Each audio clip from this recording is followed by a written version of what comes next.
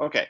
Um, so now that we've finished the chapter on polynomial interpolation, we're still going to be dealing with polynomials quite a bit, but in a very different sense. And um, so today is about what are called orthogonal polynomials, and it's one of my favorite topics to get into, and um, as such, there's a risk involved that in my enthusiasm I might go through things too quickly.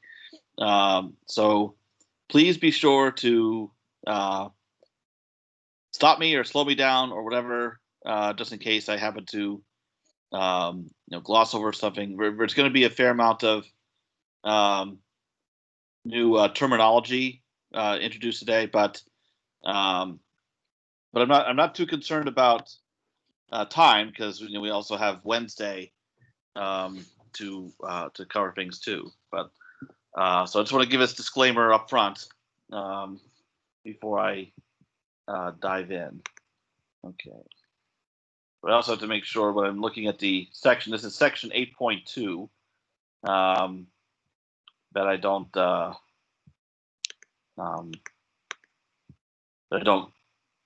forget to cover something either. Okay. So I have in mind how far I want to get today, but we'll just see how that goes. Okay. Let's get the screen share going.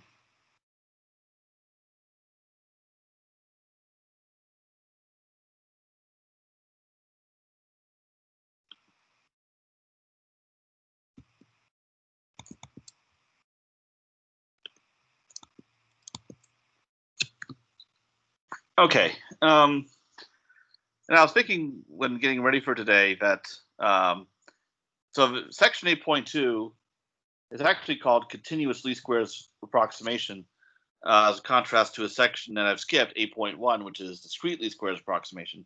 But essentially, the section is all about orthogonal polynomials and their various properties. So I'm going to show how they're used for a purpose of approximating functions. And then from next week on is where we'll be dealing with numerical differentiation integration, and toward the end of that, orthogonal polynomials will surface again. So what I'll do is discuss, okay, what is the actual problem that orthogonal polynomials are used to solve, and then I'll introduce orthogonal polynomials, show how they're obtained, and start going into their properties. And that may spill over into Wednesday. Okay. So the problem is this. Suppose we're given a function f,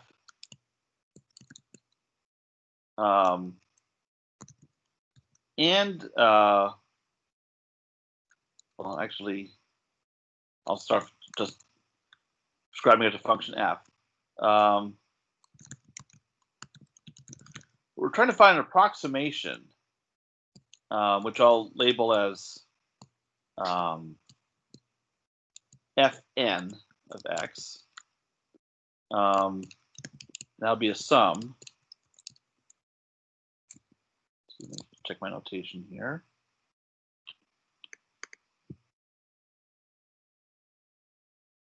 Okay. J equals 0 to n. That's a linear combination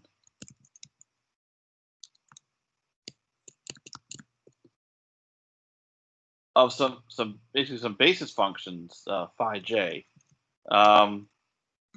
where each phi j is a polynomial of degree j. So we're trying to find an approximation of f by a polynomial of degree n.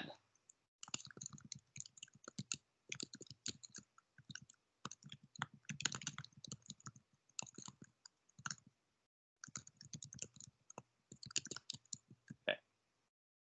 All right. Now, in a sense, we've already been talking about this problem, the problem of finding some degree n polynomial that approximates f. So based on what we've seen in chapter 7, can anyone give me an example of one such approximation, okay, polynomial degree n, that we already know about? So what would be one choice of choosing these coefficients, the CJs, and these polynomials, the phi j's, that already delivers us an approximation of f?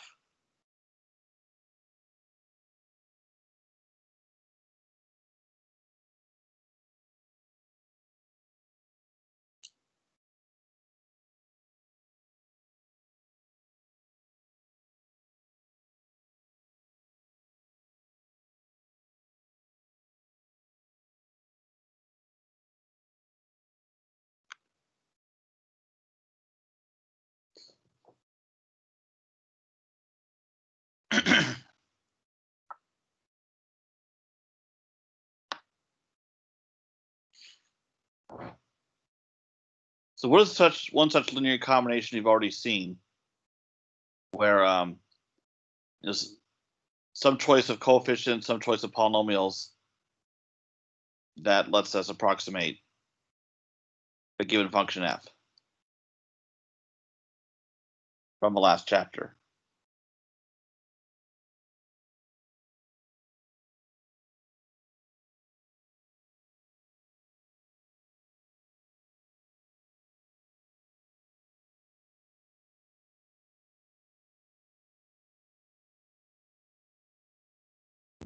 Are we thinking of Lagrange stuff?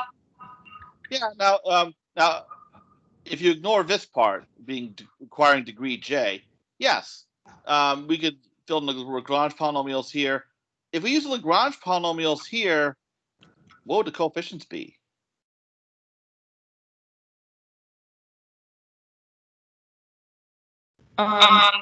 Just the C sub j's. Yeah. What would those be equal to if we use Lagrange polynomials here? 0 or 1. Well, that's what Lagrange polynomials are equal to. But if you're trying to approximate a certain given function f at select points, then what goes here? Like, what do we multiply the Lagrange polynomials by to actually get the approximation?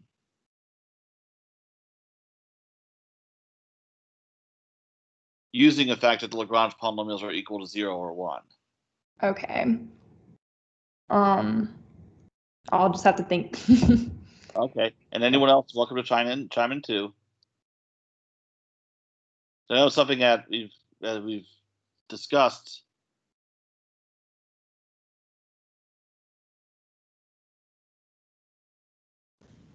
Isn't it just y, j, like the y values? Yeah. Each jth. Yes, that's right. Yeah. So whatever x values you're trying to fit f at, the corresponding f of x values or y values are what go here, whatever coefficients. Now, Lagrange polynomials doesn't fit this exactly because of this condition here. Phi j must be j. Now, if you throw that in, what one could do instead is set phi j equal to just the monomials. So phi j is x to the j. But in that case, the coefficients would come from solving a system involving a van der Waals matrix. The other possibility, which I didn't cover, was Newton form. So these would also be polynomials of degree j, and these would be called divided differences. But I didn't cover that. So we have a way of approximating f form. But there's one big question that has to be considered is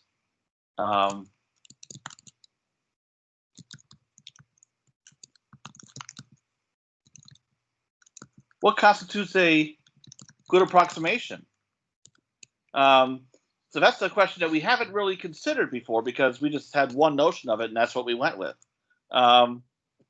So So in polynomial interpolation, the idea is Fn agrees with F,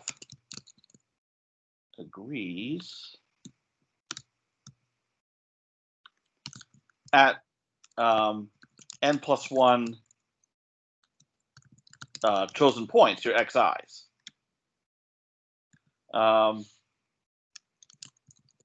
that turned out to not always be a good idea. That between those points, even though Fn agrees with F at those points, in between those points, the error can be quite large. Like, and that's like Runge's example. Okay. Using different x values can help, like for example, at Chebyshev points. But it's worth asking: is there another way?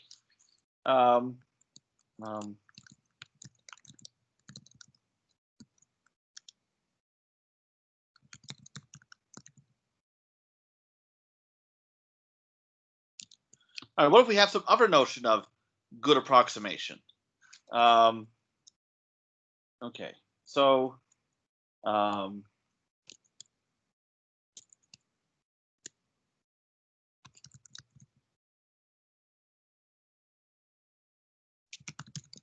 I'll give you another notion of what criteria we can use to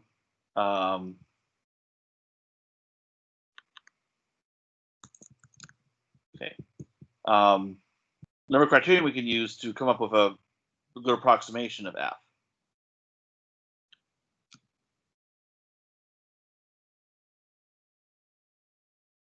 So what we can do instead is, instead of requiring 0 error at selected points, we can try minimizing this quantity.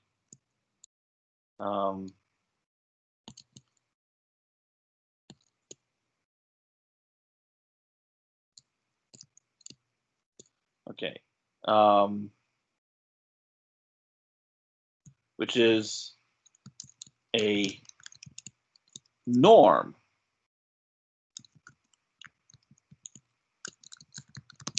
of the error, which is f of x minus fn of x. So the actual error would be the difference between these two functions. We want that error to be small. Okay. But small in what sense? Because these are functions. We can make the error 0 at select points, but that won't make it 0 everywhere. Or that won't make it small everywhere. We've seen that already. Is there another way we could proceed by, again, minimizing some norm? A norm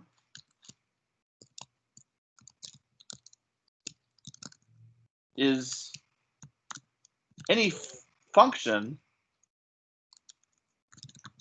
you find on a vector space, in this case, a function space,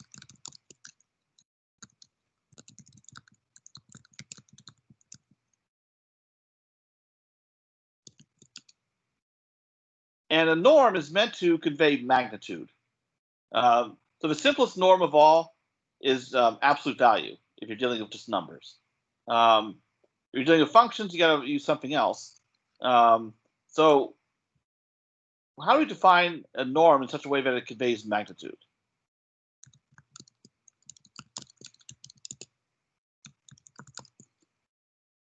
Really has a certain properties that absolute value has. First criteria is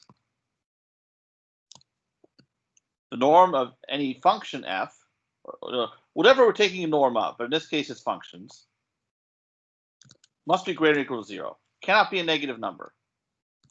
And it's generally positive. The only time it's equal to 0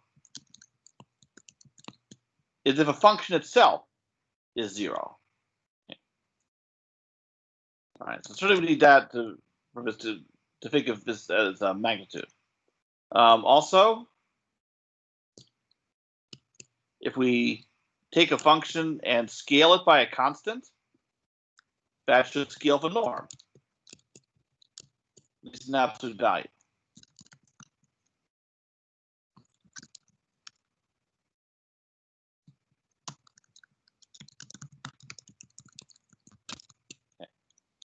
And And finally, triangle inequality. The norm of a sum must be less than or equal to sum of the norms. Okay. So any function that satisfies these criteria is appropriate for describing magnitude, so we call it a norm. But that's just it. Any function that satisfies these is a norm. Which norm should we use? There are a lot of choices out there.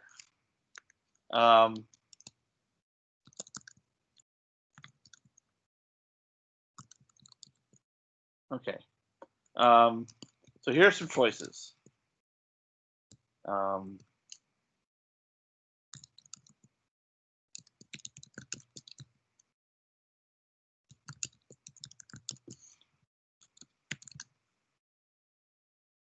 All right, so first we have the infinity norm, which is of some use to us. I've shown to you before, but just to refresh your memory. So it's the max. Now, norms have to be defined on an interval. Okay.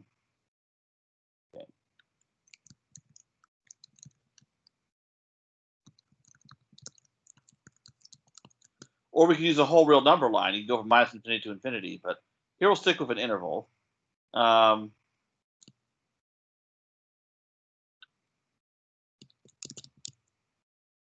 So we just can take the largest value of f, an absolute value on the whole interval. So certainly it's it makes sense that this would be one way of describing magnitude of a function f. Okay. So that would be the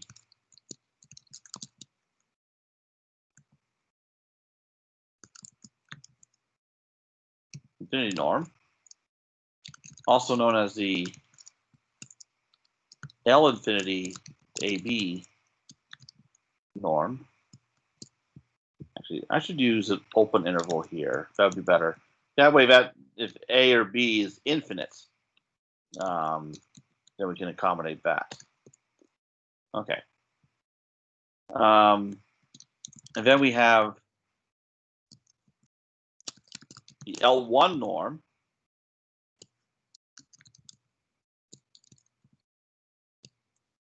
Again, with respect to an interval AB.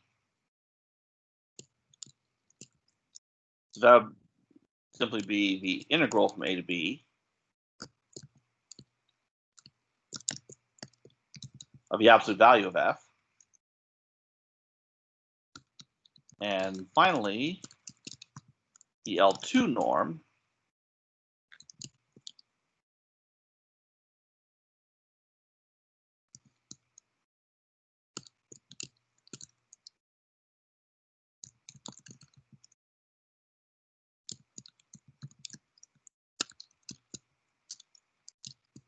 So there we take the integral of square of the absolute value of f, and then take a square root of that. So it's kind of like when you learn about the magnitude of a vector in calculus from a distance formula. You had a vector in Rn, you took a square root of a sum of squares, and that would describe Euclidean length from magnitude. So this same idea applied to functions. So we take the square root of the integral of f squared, and this, if you think of it in terms of a Riemann sum, is a square root of a sum of squares. So the same idea just applies. So you think of f as being like a infinitely long vector in this case. Okay. So these are three notions of magnitude of functions that relate directly to notions of magnitude for ordinary vectors in Rn, like the infinity norm is the largest component. The one norm is the sum of the absolute values. The two norms is the square root of sum of squares. So you're going to be seeing more of norms in actually a number of classes because it's such an important concept. Okay. And like in 610 next semester, we'll see norms of vectors, norms of matrices. But they all satisfy these criteria here. Is one thing they all have in common. Okay. So what we could do is try to minimize the norm of the error by using a norm such as these. But which one should we choose? Or should we choose a different one? What we'll do here is we'll try to minimize the 2 norm of the error.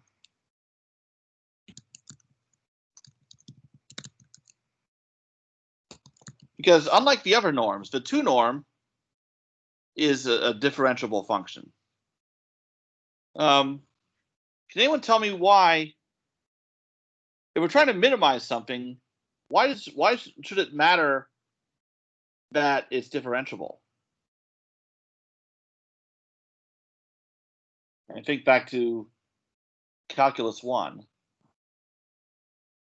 Like we can critical points. Bingo. Yes.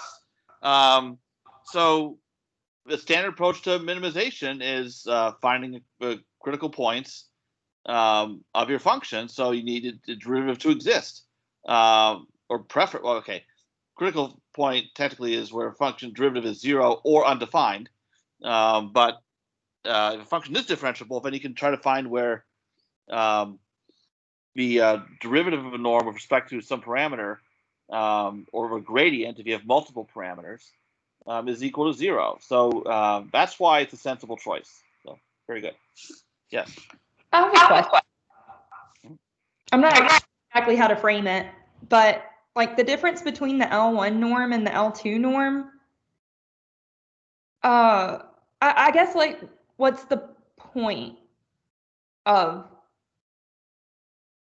it in general? Like on this L2 norm, we're taking that magnitude squared and then taking the square root of that. I guess like maybe I'll just have to see this play out later to understand, but let me go on a limb here.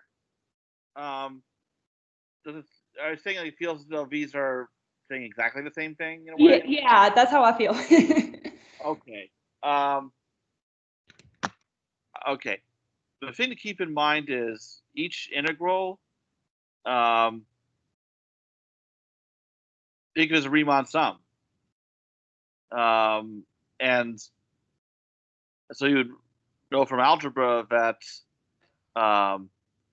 like if you have a expression like this, okay, it's being squared, and then outside raising to the 1/2 power, if you had a bunch of expressions like these that were being multiplied, then yes, you could cancel the exponents. Right. But not when they're being added. Okay. Yeah. Maybe that's all it is. So okay, thank you. Okay.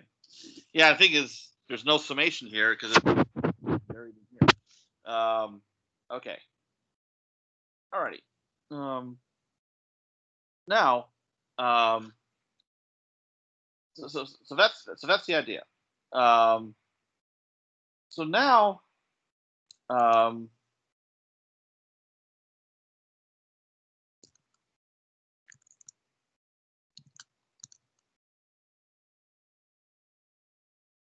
so given an approximation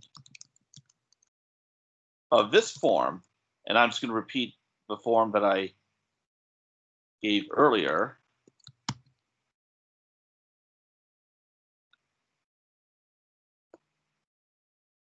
So our approximation is a linear combination of these polynomials phi j.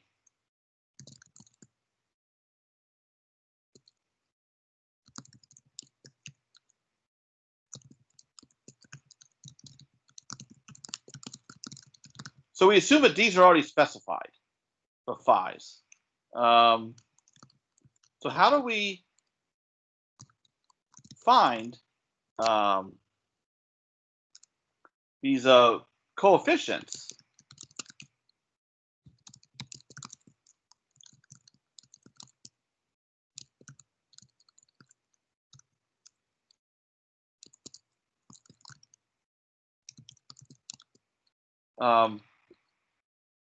So really, it boils down to this problem of finding n+1 coefficients, these c's, to make this as small as possible.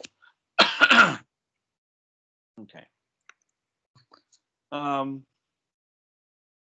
So what I need to do now, therefore, is express this error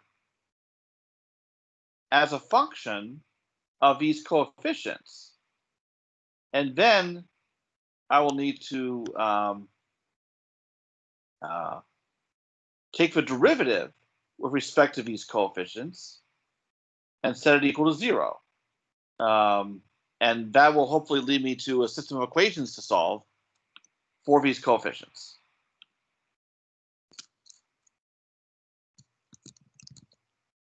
So here's what we have.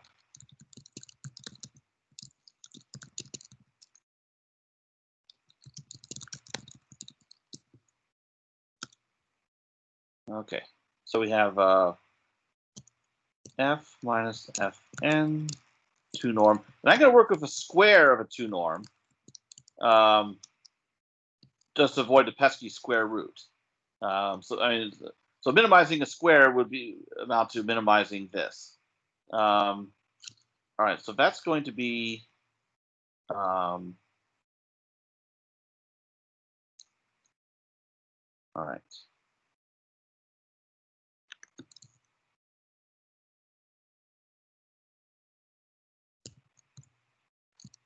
So to work this out in a form that brings you to a coefficients, it's going to be helpful to think of it this way.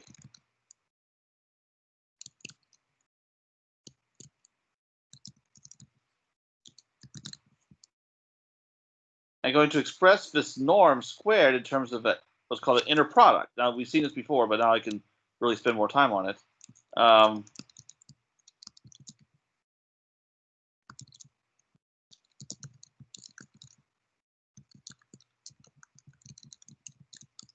Okay. So an inner product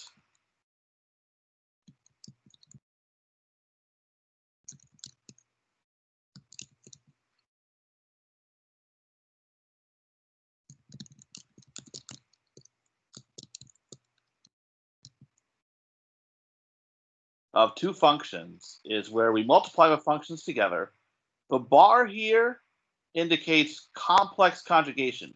Now, in our discussion, we're just going to be concerned with real valued functions. So this won't be an issue, but just in the interest of precision, an inner product needs to be defined this way for complex conjugation. Okay.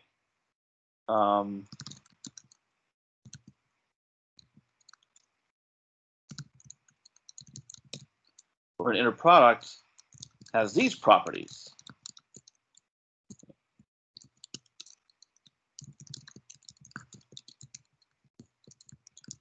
Again, inner product is any function that has these properties. So we have it's almost commutative. Well, it is commutative if everything is real.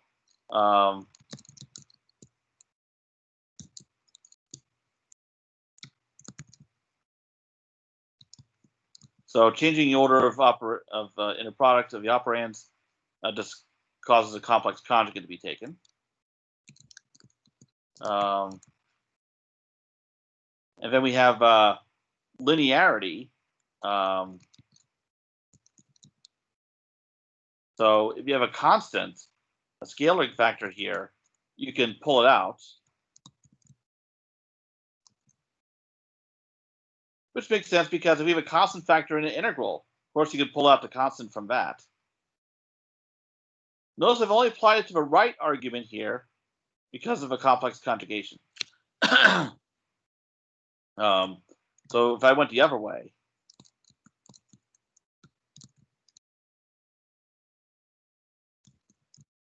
I could do a similar thing.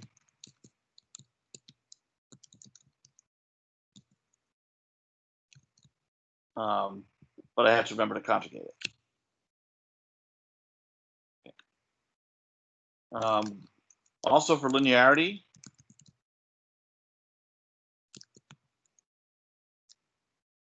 I can break up a sum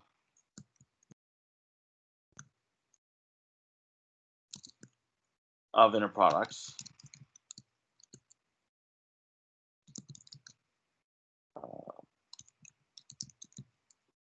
Okay. So the inner product is linear in these in each argument. So here I have linearity in the right argument. It's also linear in the left argument.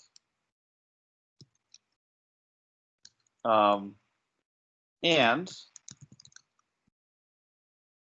if we take the inner product with itself, it must be non-negative. In fact, based on how I've defined this inner product here, I take the inner product of a function of itself.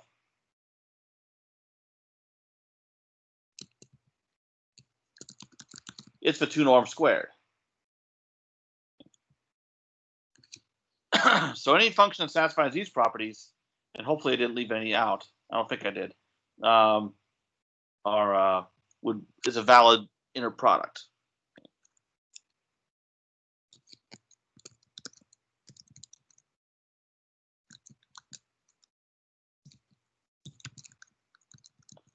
One thing I've not included up here, but just so you know, but this is a thing.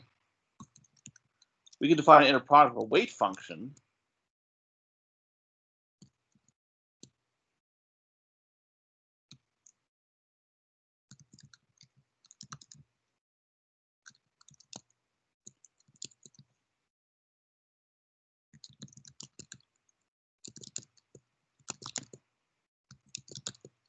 So I have this extra function w of x here,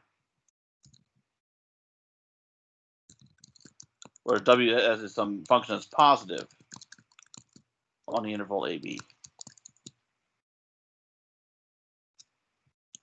Now I haven't been doing that here.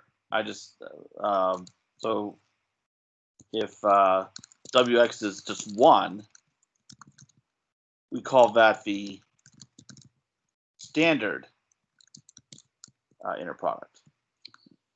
So in calculus, but also physics, if you took that, you will learn about dot products of vectors.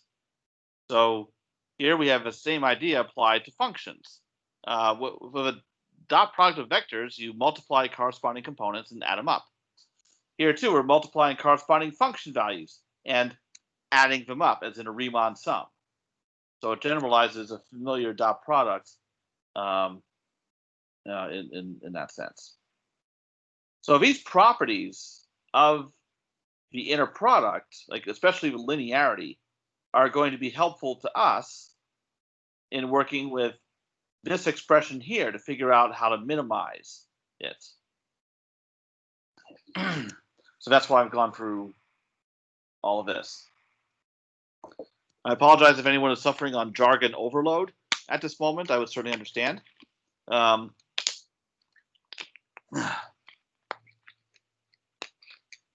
So feel free to stop me and ask questions if you need to. Do you mind making a comparison one time of the 3 inner product versus, I guess, the inner product of functions here? Okay, so the inner product. Okay, like I'm not sure if I understand the question, but the inner products of functions versus inner products of vectors. Yeah. Okay. This only. Okay. Right.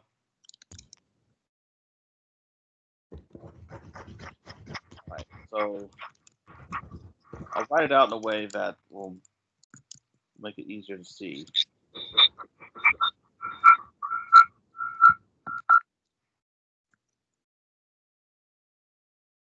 So dot product of vectors in Rn.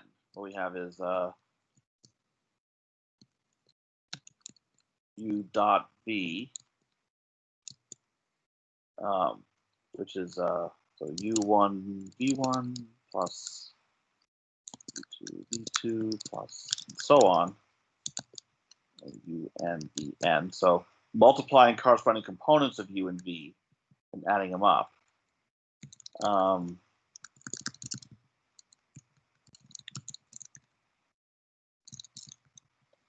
Whereas if we have a standard inner product of real valued functions, whoops.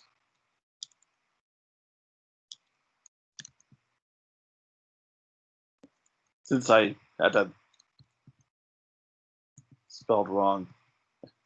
All right. Sorry, this is a totally stupid aside, but I just have to bring it up anyway.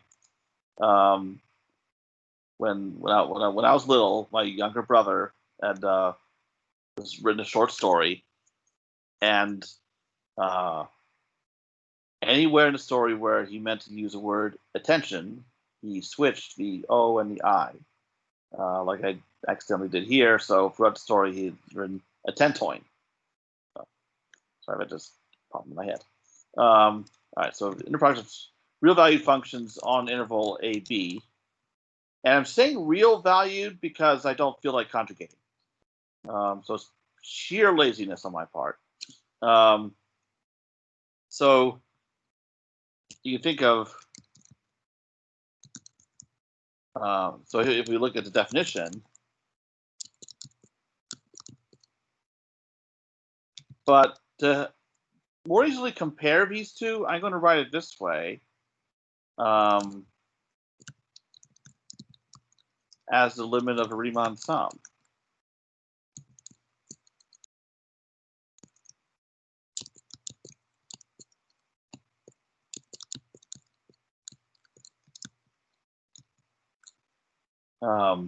So here we see the exact same thing.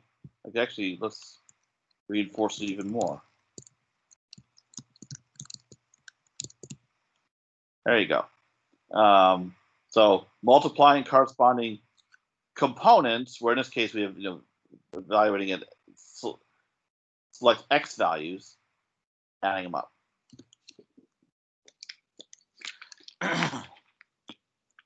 Thank you. Okay. So now what I'm going to do is work with the norm of the error.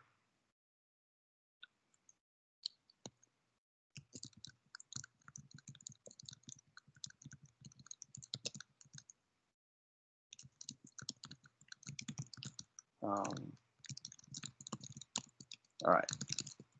Actually, this was what I was going to type out earlier, but I realized, wait a minute, I need to cover inner products.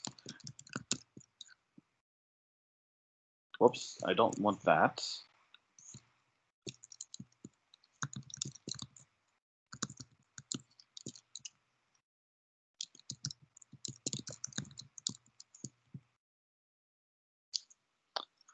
Okay.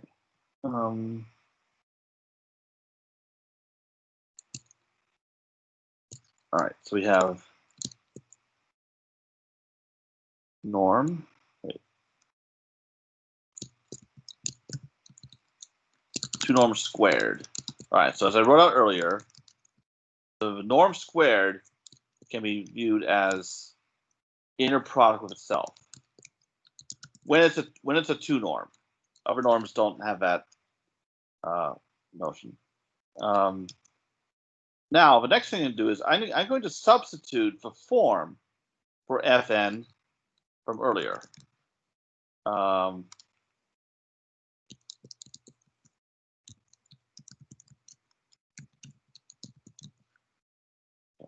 what we'll have here is F minus the sum C n dj phi j, and then with itself.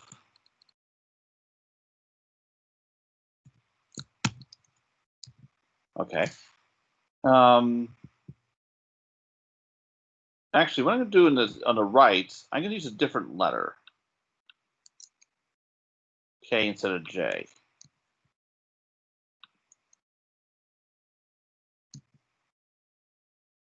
Okay. Now, at this point, now I'm going to use the linearity of the inner product. So in other words, I can, since I have a difference here or a summation, I can pull those apart. Also, any constant factors like these C's, those could be pulled out.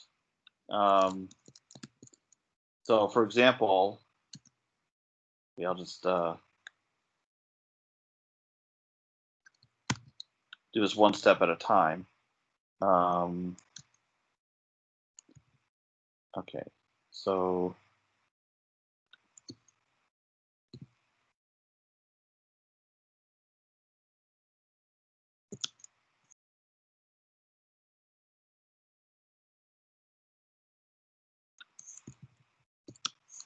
what I've done here is I've broken up a first one, the f, inner product of f with all this, minus inner product of the summation with all this.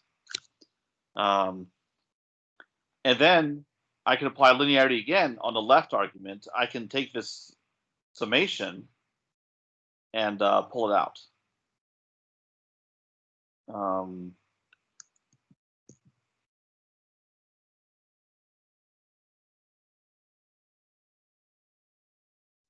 And in fact, the constant factors, the C's, I can pull those out too. Now, here we're assuming everything is real. So that means I won't have to take a conjugate of this. But if I didn't have that assumption, I would have to take a complex conjugate of these CJs. Okay. So here I've applied linearity only on the to the left argument. But now I can also apply it to the right argument and have a similar thing going on.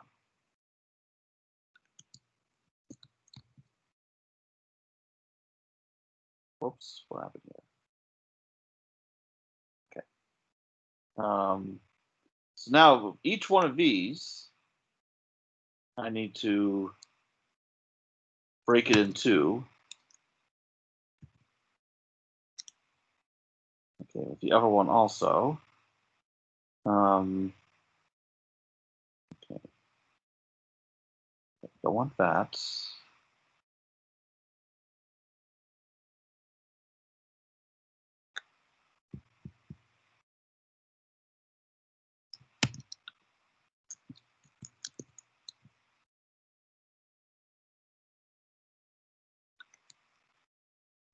Okay, there's a bit of a mess. I'll just need a little time to clean it up.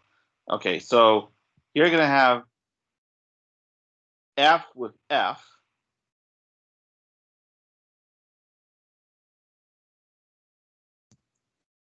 Okay, and then here I'll have F with this right here. Okay. I already have a minus pulled out. Okay, and then this sum and the coefficients can be pulled out also by linearity.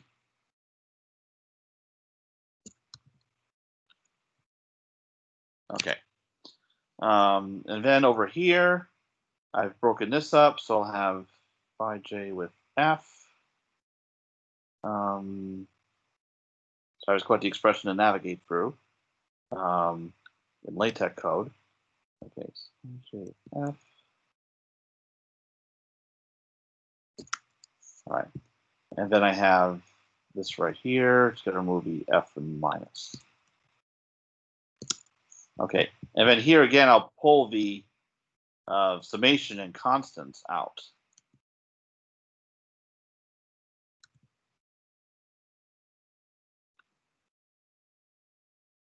All right, so here we have a double summation.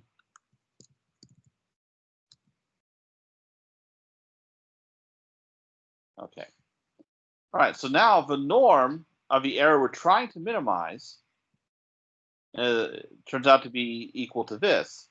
Now, here, these two summations are almost exactly the same. Now, if we assume that everything is real, these actually are the same. Because when you're dealing with real functions, the inner product is actually commutative because there's no need to conjugate anything. So in fact, what I can do is I have like terms here that I can combine. So I'll just do that. Shorten things a little bit.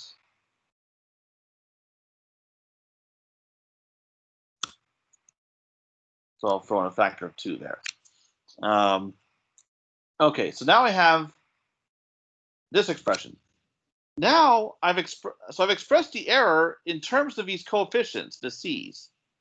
So I need to try to find out when this function is minimized by doing what you learn in calculus. Take a derivative, set it equal to 0.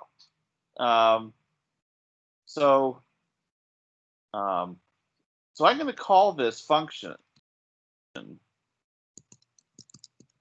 e of c0, c1 up to cn.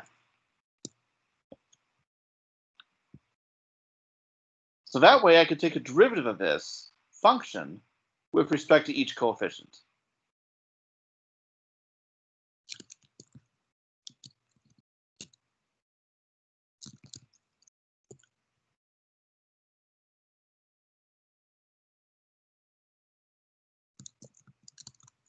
So partial derivative of e with respect to some coefficient ci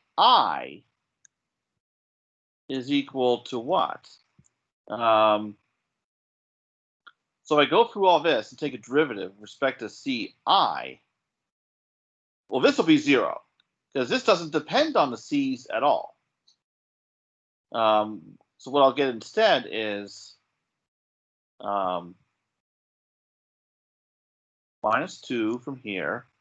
Now, in this summation, all the c's are independent of each other. So the derivative of cj with respect to ci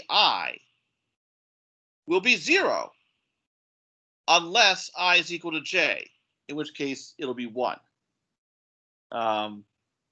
So when I take a derivative, all of these terms are going to go away, except when j is equal to I, which will give me the derivative of ci with respect to itself is 1, just like a derivative of x is 1. And this part is all that's left.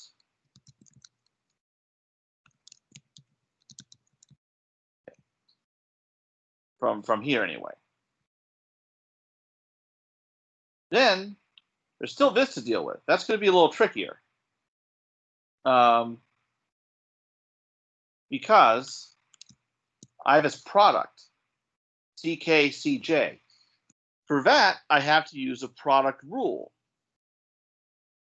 So what I'll do is I'll go through all this double summation here. And when I get to this point, I have to, when I use a product rule, I'm going to have, so c, the derivative of, okay. Sorry, my brain froze there for a second. Okay, I'll just write it out like this.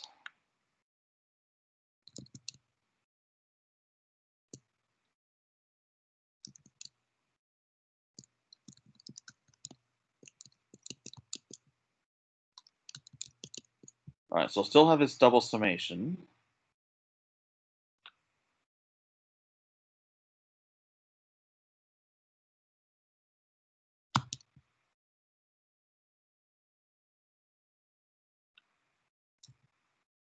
Okay, and then this inner product of phi j with phi k, that's just a constant factor. Okay. Wait, something went wrong here.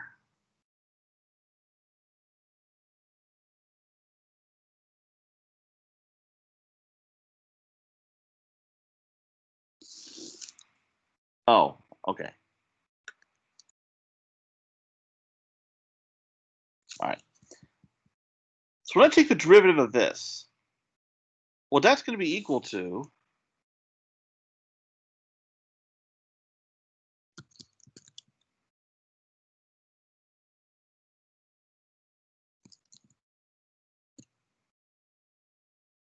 if I focus only on that derivative.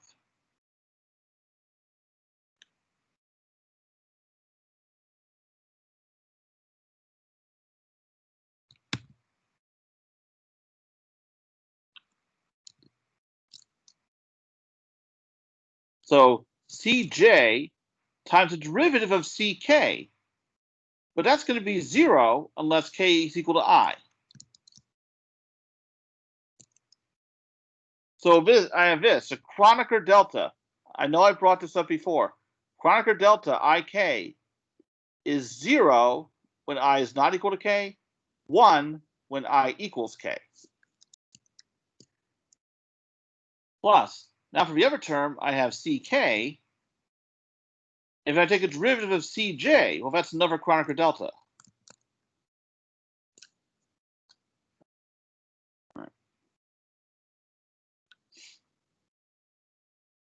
So what that means is, like in this summation, from this term, all the terms in the summation over k will go away, except when k is equal to I. And then I can have another double summation, but all the terms in the j summation will go away, unless j is equal to I. Now I get this expression, over derivative of the error, where, so because of a product rule, I have to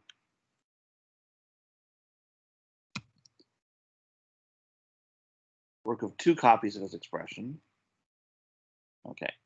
So in the first one, the summation over k goes away.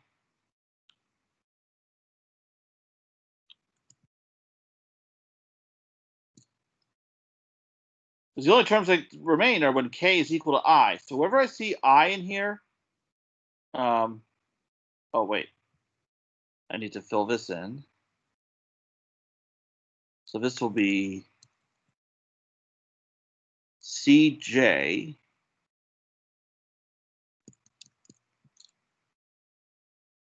and then k must be equal to I. So this comes from this part. Here, same idea. The summation over j goes away.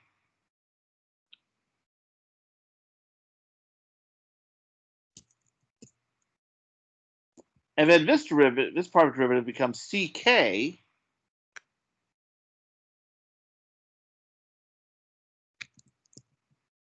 And then where I see j, that must be equal to I.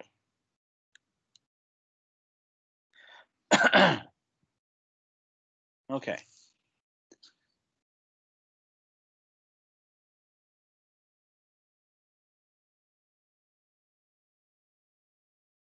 Now, these summations look very similar. For one thing, because everything is real value, the inner product is commutative. So I will switch these. So phi I and phi j.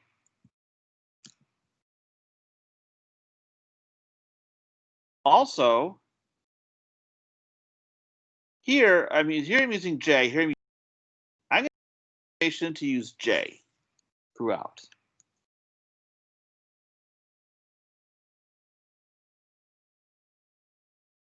Well, now the 2 summations are the same.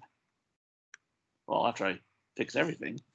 So these are like terms that I will combine.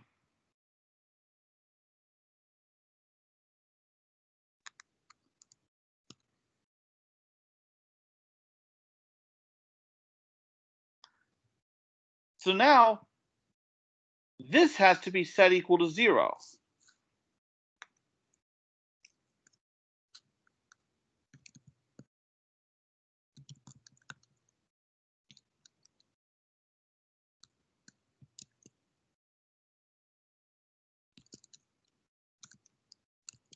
So these coefficients together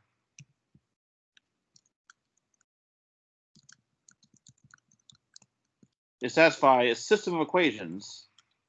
They're called normal equations. All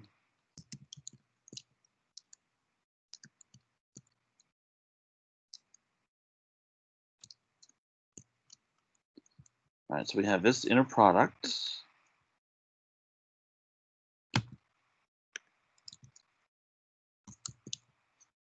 times Cj must be equal to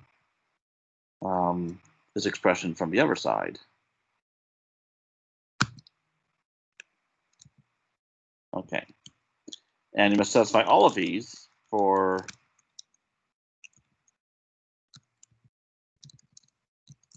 I going from 0 to n. So now we have a system of equations that determine the coefficient Cj so that the 2 norm of the error on the interval AB is minimized. So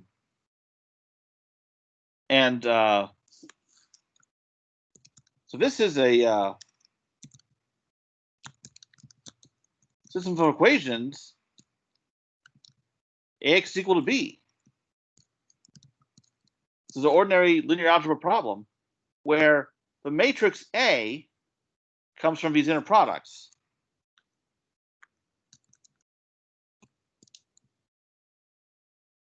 And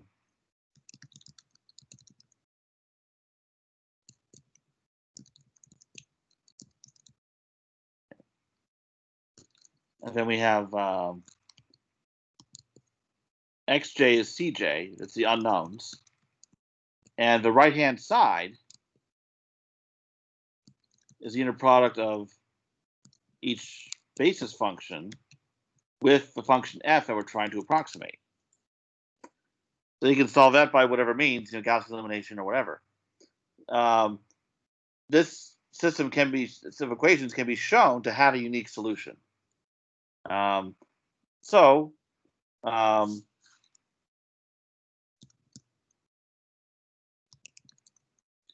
this example was called a least squares problem. Least squares. The reason why is we are trying to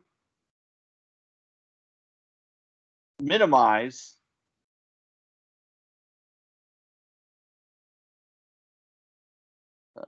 you think of it as a sum of squares of the error, but just in the limit as delta x goes to 0. So that's where the name least squares comes from. In some sense, you're trying to minimize the sum of squares describing the error. So this is an example of a method of least squares. You may have seen the method of least squares before, maybe as an undergrad, but in a discrete sense, that you're trying to, like for example, finding the line that best approximates a collection of points. There too, you set up a system of equations for the slope and y-intercept that's called the normal equations, where the general idea is exactly the same, and then you solve that system of equations, and you're trying to minimize the sum of squares of the deviations between your line and the data, and choose a slope and y-intercept that does that. This is actually covered in section 8.1 of a book for that case and similar cases. But I just want to let you know, if you had exposure to least squares problems before, that the idea is exactly the same regardless of the setting. Least squares problems will be covered in gory detail in Math 610. So you have that to look forward to. Okay. Questions about what happened here, because it was kind of ugly.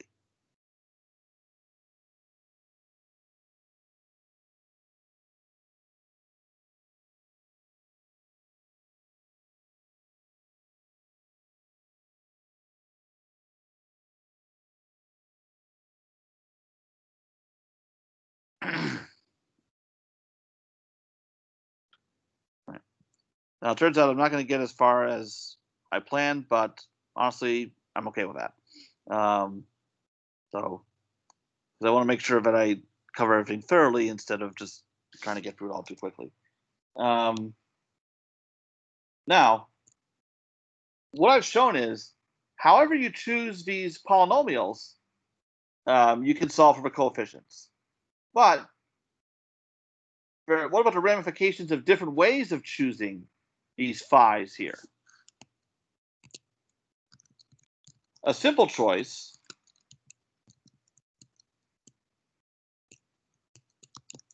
of these would be just x to the j. That's called the monomial basis.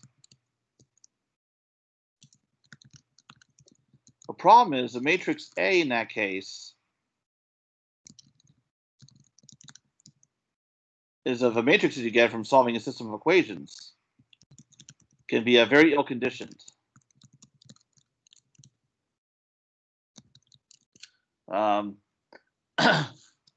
And the system is unnecessarily expensive to solve.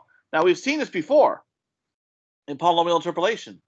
If you want to express your interpolating polynomial in terms of these monomials, then that's when you set up a system involving a Vandermonde matrix, which was also shown to be slow and ill-conditioned.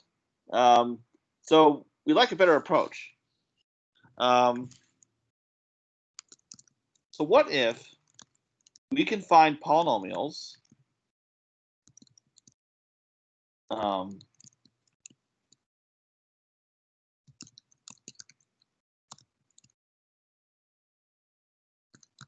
that have its property?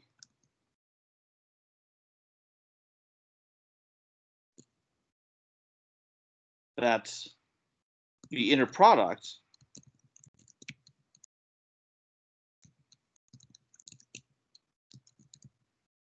is 0 whenever I is not equal to j. So what would happen is this matrix, most of the entries would be 0.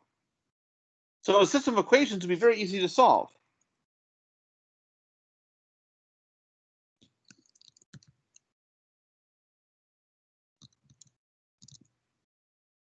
So then we'd have an explicit formula for these coefficients.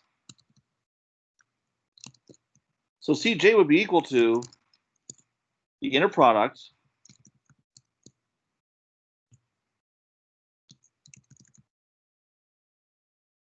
of phi j with f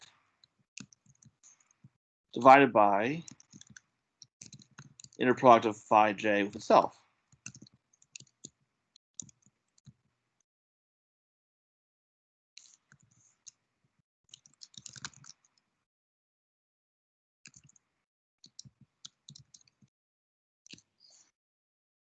Because what would happen if this is satisfied?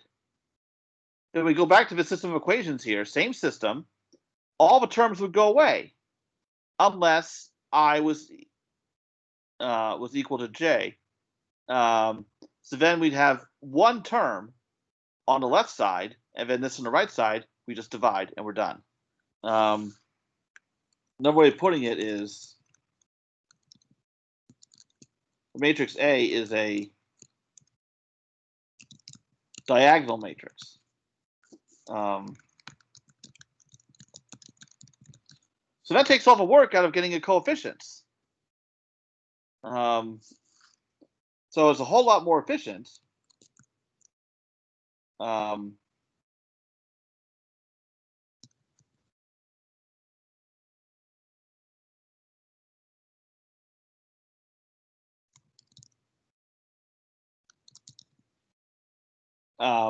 Also, when it's a diagonal matrix, it is not necessarily well conditioned. But we can actually make it the identity matrix, which is perfectly conditioned.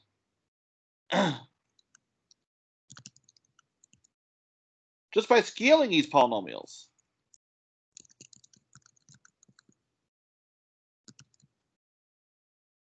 Oops. Okay.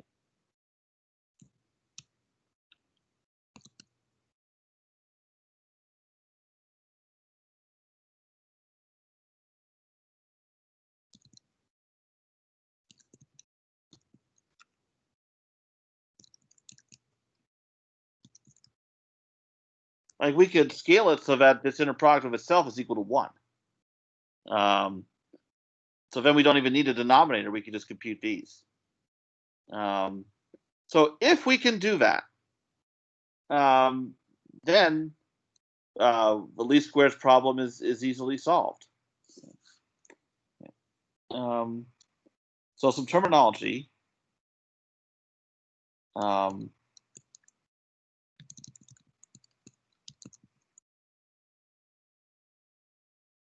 So if you have a set of polynomials, whoops.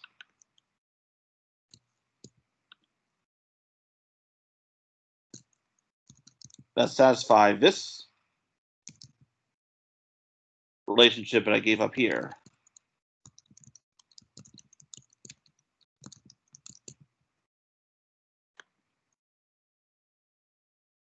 So if the inner product of different polynomials from a set is 0,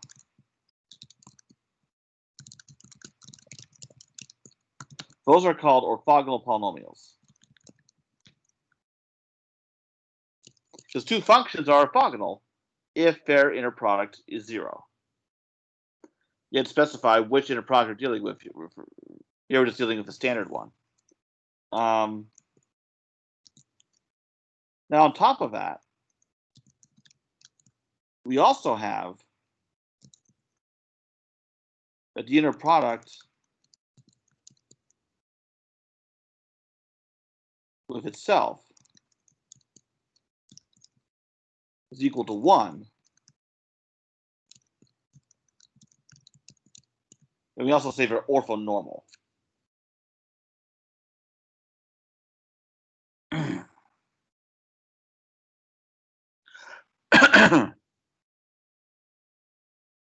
So I've given you a partial effective solution to the least squares problem, the problem of approximating a function on an interval AB so that the overall error, so the norm of f minus fn on a whole interval is 0. So we're not making it 0 at select point only to be large elsewhere. The idea is this error should be small on the entire interval, or as small as we can make it. Okay, whoops, lost a letter here. Okay, but what I've not specified is how do we get these? It looks like I'm not going to really have time for that vital step because it's pretty involved. So that is what I will open with on Wednesday. So the general procedure for constructing such polynomials. Okay. So I want to point out something I can cover in the last few minutes. When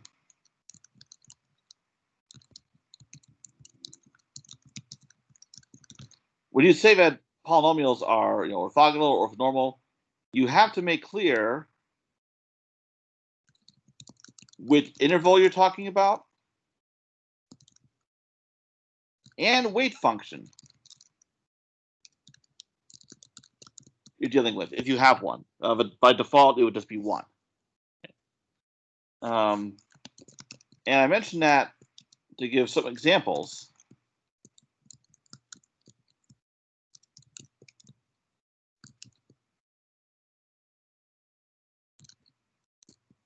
Actually, I have 2 off the top of my head, but if I can mention other ones, that would be even better.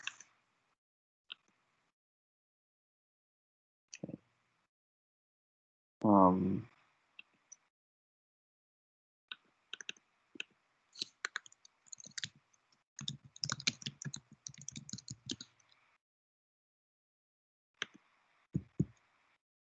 Come on.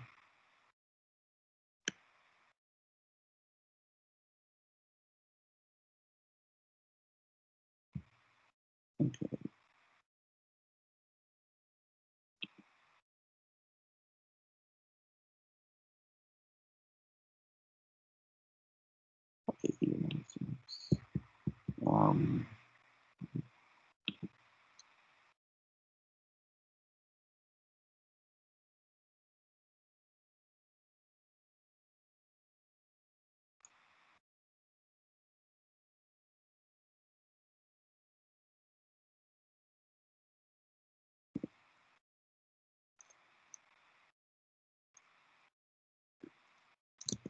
Okay. So a few examples of orthogonal polynomials, some of which we'll deal with. There's the Legendre polynomials. Those are orthogonal on the interval -1 to 1. And the weight function is just 1. If you need orthogonal polynomials on a different interval but same weight function, you could do a scaling and shifting, or like you make it basically a change of variable in x to get the right polynomials. One family of orthogonal polynomials we've already seen, Chebyshev polynomials. Now, I haven't talked about their orthogonality, but certainly their other properties. Those are also orthogonal on the interval -1 to 1. And the weight function is 1 minus x squared to -1/2, which is an odd choice. It is actually undefined at the endpoints -1 and 1, but in the interior it's positive, so that is a legit weight function. A couple more. You have the Laguerre polynomials. Those are orthogonal from 0 to infinity. And their weight function is e to the minus x. And then finally, the Hermite polynomials. Those are orthogonal on the entire real number line. And the weight function there is a Gaussian function, e to the minus x squared. I guess there's two families of Hermite polynomials. One is for e to the minus x squared, the other is e to the minus x squared over 2. And there are many others, but these are some particularly well-known ones. So Legendre and Chebyshev will be dealing with more for this section.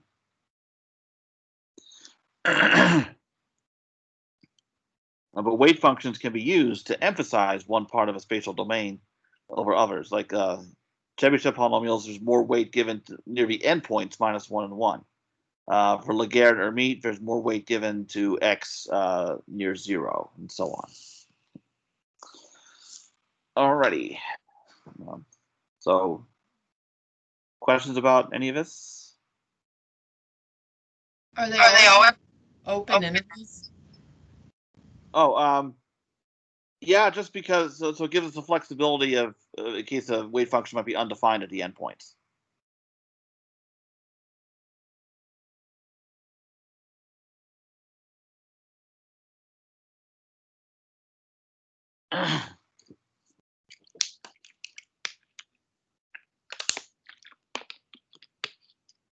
Yeah, so orthogonal polynomials are nice because they make things very convenient, like solving a least squares problem, and those. But they can also be used to be able to do numerical integration a whole lot more accurately. So that's something I'll cover towards the end of the semester. Okay. All right. Well, it comes to the end of our time anyway. So, all right. So we may end up having to spend 3 days in total on orthogonal polynomials, so I may have to adjust the schedule, but I'll figure that out. But anyway, expect more saturation with this stuff on Wednesday, where we learn how to actually find these things. And because of how slow this is going, I put some homework up for this section and just made it do a week later than other things, but that might have been ambitious. So we'll see. But you know how I am about due dates, so it doesn't really matter anyway. So okay. So I will see you on Wednesday, and good luck with all the things, real analysis, ODEs, whichever ones you're putting up with. And I'll be looking forward to seeing how that goes. But I know you'll be great. All right. Thank you. Yep.